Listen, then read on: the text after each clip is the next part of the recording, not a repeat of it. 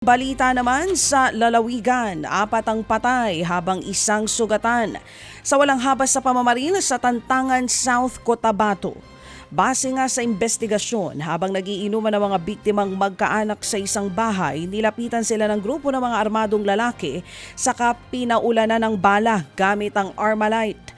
Inaalam pa ng pulisya kung sino ang mga salarin at kung ano ang kanilang motibo.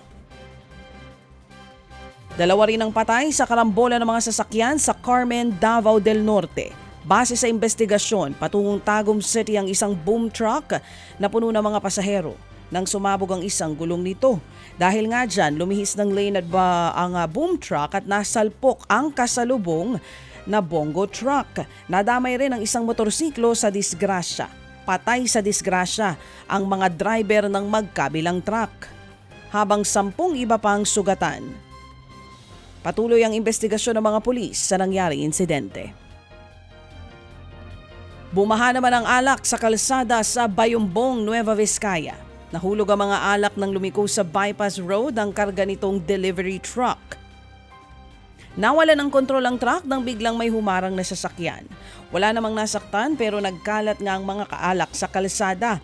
Pinagkukuha naman yan ng ilang residente at 2 nga ang inaresto. Aabot sa 400,000 pesos ang halaga ng mga nasayang na alak.